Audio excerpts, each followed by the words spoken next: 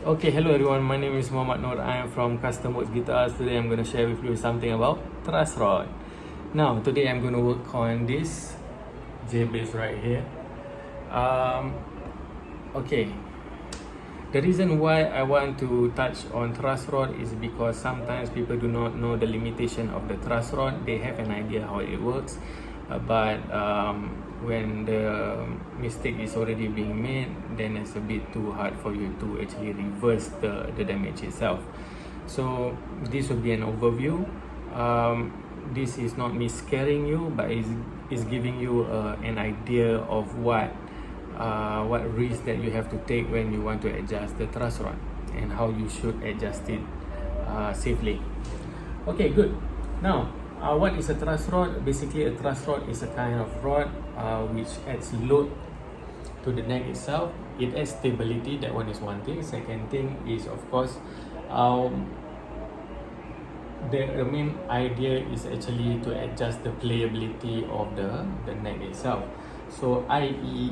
is bringing the strings either further away from the fretboard or closer to the fretboard, depending on what outcome you want.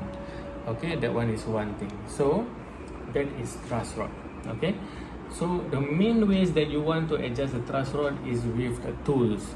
Sometimes you may need something like this. This is a Customwerkz fender truss rod tool. Okay, it looks like a Phillips screwdriver, but it's a bit wider.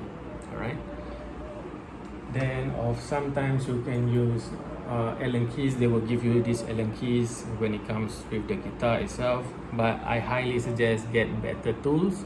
This is hardened steel.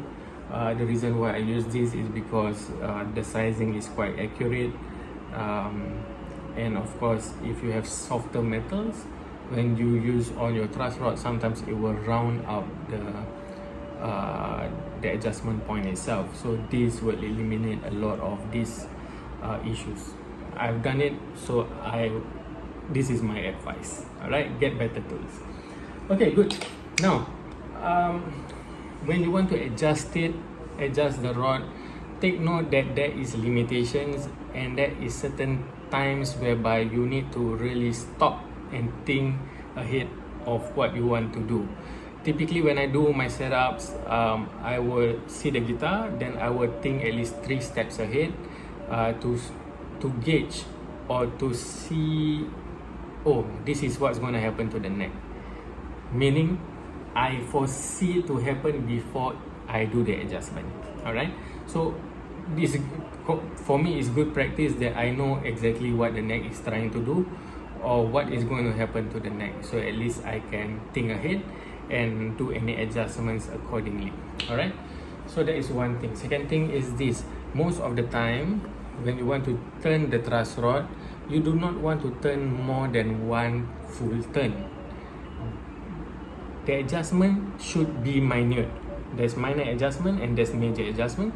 So minor adjustment meaning you turn 1/8 or 1/4 of a turn, okay, at a time or maximum. All right, depending on what manufacturers of the guitar that you're working on. All right. If let's say you go 1 turn and you don't get the outcome you want, even whatever adjustment, you just want to load maybe 1/8 or 1/4 of the turn, you turn it. Let's say I turn it, then I check it, no adjustment being done. Maybe I try one more time, adjust it, then I said, no adjustment. If that's the case, you have to see or you have to gauge whether you have a real problem with your truss rod. Sometimes it's very hard to turn, no load. Sometimes it's very easy to turn, like very loose. This is an indication that the threading has actually break away from the head itself. So you have to be extremely careful. If let's say you turn and it start creaking, creak, creak, ketek, ketek, stop, think, and plan what is the next move.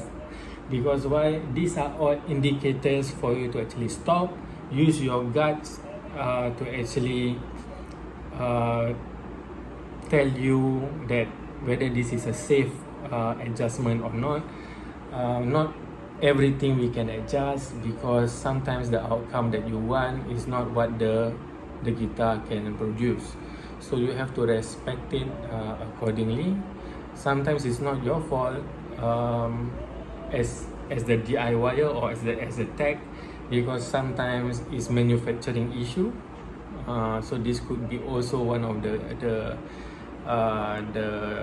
problems itself. So of course you want to take due diligence when you want to do all these adjustments, but take it as small increments as possible. Assess the situation, then of course take the proper actions itself. All right. Now, do not force. One of the things that I learned before and I tested before on my own guitars is I forced it.